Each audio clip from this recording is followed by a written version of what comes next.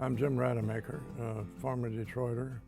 Started my NALC campaign 72 years ago as an honorary member, became president of Detroit branch for 10 years, held many national offices, was business agent in 3 different regions, and I'm still living. My father was a letter carrier, and my brother's a letter carrier, and my brother-in-law is a letter carrier, and my nephews are letter carriers, and his wife is a letter carrier. So they thought I was entitled to at least 6 votes, but they weren't sure how they voted.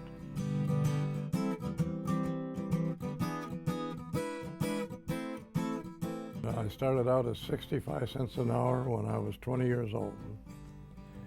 I worked 8 hours a day delivering parcel post, which they don't do anymore, in a truck, and then served another 6 hours at night on collection. No overtime at all, just 65 cents an hour. When I worked, which wasn't very often. In fact, I tell you one case where I begged other carriers, take a day off, do something because we're desperate. We're expecting a baby and we need work. A man cooperated and took a week off. The first day I was assigned to his route, and he was in the building route.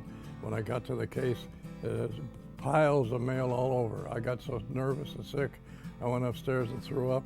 While I was up there, the boss assigned another man to my route, so I lost a day's pay.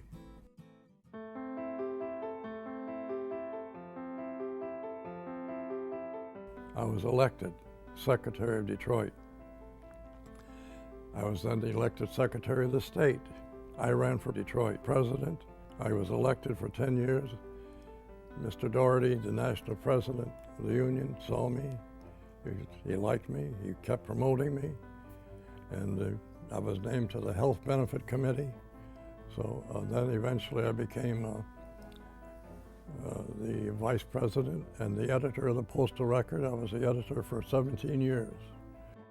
I've held offices at headquarters here, and I was eventually promoted I say, but elected president from 1968 until 1977. I was only in office 1 year when they decided to call a strike. What an initiation that was.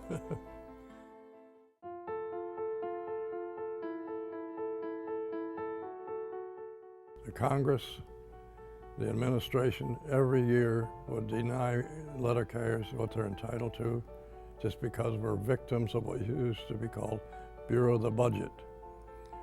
And that's what eventually led to the strike, 1970. President Eisenhower attended our New York convention, and he promised Bill Doherty, the president, you'll never sit on my doorstep, you'll be invited in anytime you got a problem. Bill Doherty did not meet with him once because he wasn't permitted to. Besides that, Eisenhower vetoed 3 pay raises of ours at the request of the Postmaster General. I was very disappointed in the Eisenhower veto, and I showed it to my face and everywhere else. And I sat on a plane with Walter Reuther coming home. He said, what's the matter with you? You look awful. I said, well, we just went through another veto. He said, you know your problem? You've got to unionize your association. Well, that was in 1954. It took 16 years to 1970 to have a strike, and then we used and unionized as we ought to.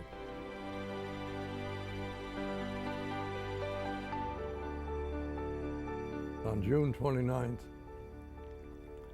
1969, I appeared before Congress in a committee, and I said, I no longer control the membership. I said they want to strike. The next day was headlines that I had said there's going to be a strike. I don't favor strikes, but when they become necessary, like I told Congress, I can't control these people. They're not eating properly. They're working 3 jobs. They're getting food stamps. They work for the government of the United States getting food stamps. That's outrageous.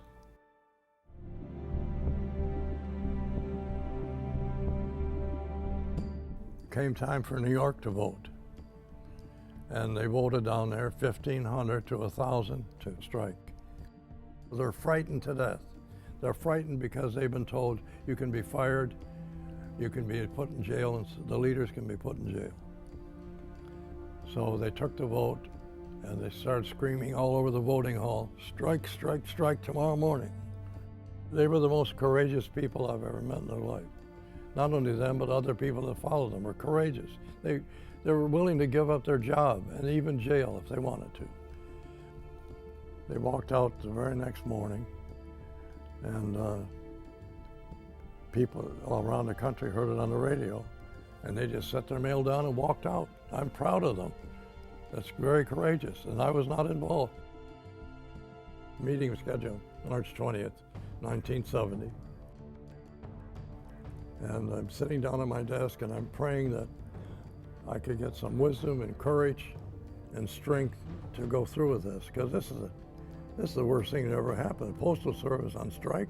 The president of the National Association of Letter Carriers, James Rademacher, before going off to meet with Labor Secretary Schultz, carefully walked the line between the illegality of the walkout and the possibility of an extended tie-up. Undoubtedly, unless some satisfaction comes of the meeting that is about to take place, that we can anticipate that on Monday there will be no mail delivery in the entire nation.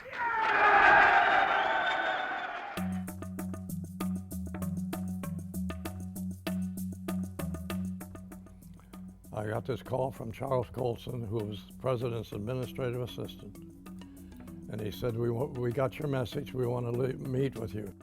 Luckily, I started by going to Colson in the first place and establishing a relationship and pointing out to the president, who are the letter carriers? And the president asked me, why is it you can't talk to the Postmaster General like you talk to me? I said, because he hasn't met with me in 2 years he's been in office. He says, what the hell's the matter with that man? Colson says, what is it you don't like about the administration bill? I said, I don't want to work for a corporation. Okay, scratch it. What do you want? I said, first, Postal Service. That's what we're there for. Okay, scratch it.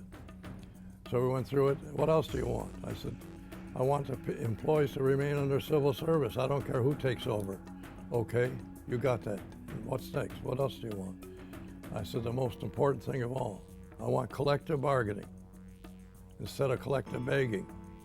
He says, is that bad? I said, it's worse. Okay, we'll give you collective bargaining. The salary part of it is always important. It's important to everybody.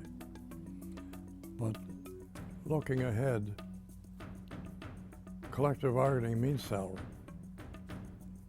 And to me, we needed to pay, and pay is important, but collective bargaining is the future of this union, in my opinion. It brings respect to the table. So the bill was passed, and Nixon agreed one thing important, and that is, instead of waiting 21 years to reach the top pay when you're ready to retire, he agreed that 8 years was enough. Nixon also agreed to a union shop. I couldn't believe my ears. He said, if they vote for it, I'll sign it.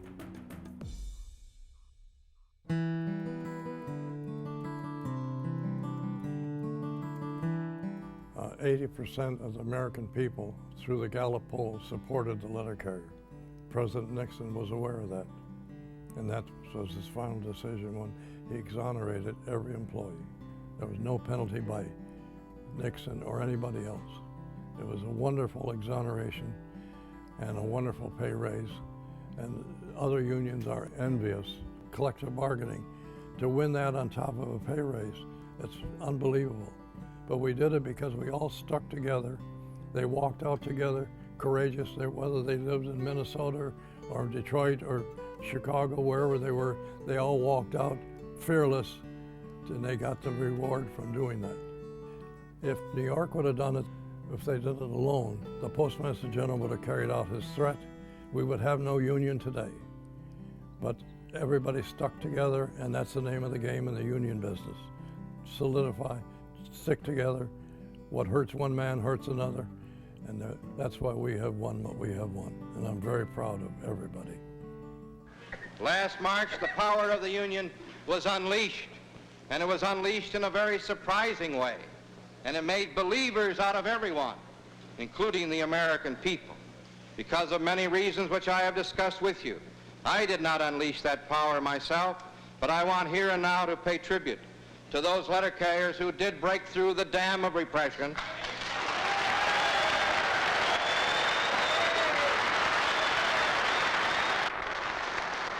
and took their grievances and frustrations out into the streets for the world to see. It took golden guts to do that, and I want here and now to express admiration for those guts. Both groups, the actual strikers, the potential strikers, put enormous pressures on the representatives of management at the bargaining table. If there had not been such pressure, there wouldn't have been any bargaining table at all, and any negotiations that would have been attempted would have been a failure. So I congratulate all of you who were responsible for that trade event.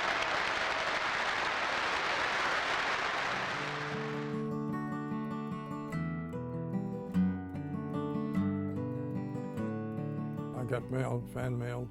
I wish your family a horrible death. That had nothing to do with the strike. And a news, use this at the earliest opportunity, things like that. You have to overcome that. You know, it bothers you internally, and you go home worrying about it. You wake up thinking about it, not about the news, but about the fact that you're not satisfying people. I wasn't fit to live with. My wife didn't fully understand what it was about. And she didn't like excitement like that, but we survived. The people that threatened me were some of our own members because I didn't lead. My lawyer said, do you know that the leader of the strike is responsible and goes to jail first, and the union can be demolished?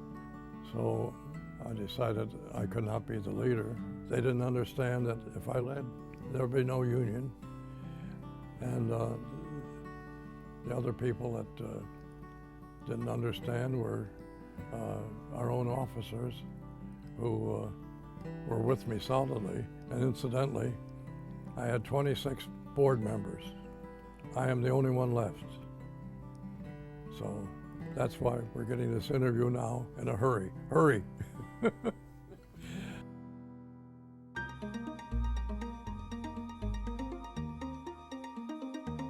I'm still very active. When you had a campaign here in March to save Saturday service, I was out there in all the snow in Roanoke, Virginia. I'm very proud of this shirt here too. And like I say, even March 24th, I was out there in the snow, the oldest person in the union, I think, but I was proud to be because it's my life. The whole thing's been my life. I was interviewed the other day by a magazine, the Bloomberg Review or whatever it was. And he called and he wanted to know if I'm still alive. I said, well, you reached me. Here I am. But he wondered about dedication. Why is it that letter carriers are dedicated? I said, once you get the job, once you know all the people up and down your route, you have that certain feeling, obligation to give them service. That's the reason. And that's a good reason, to be dedicated. Other people just get a job to have a job, but we support the service. We're not just representing letter carriers to get a pay raise or whatever it is. We're supporting service, the combination of employee morale, employee benefits, and service. That's our job. And they're doing a good job here in Washington.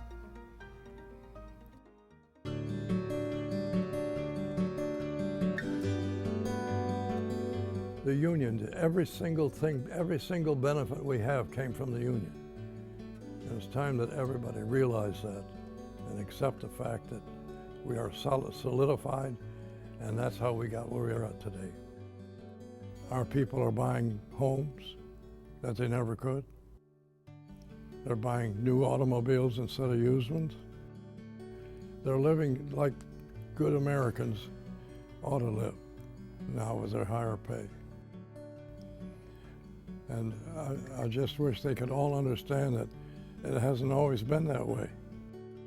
I was president at the worst time in history for the NALC, but it turned out to be the best time. The strike of 1970 did so much for our members that it's unbelievable. Other unions are very envious today of what we accomplished at that time. So I don't blame them a bit for walking out. But I'm glad they did it, that I didn't have to do it. We wouldn't have a union. I think I've stated my position very clearly. I'm all NALC, all post office, and I better be or I'll lose those 6 votes in the family.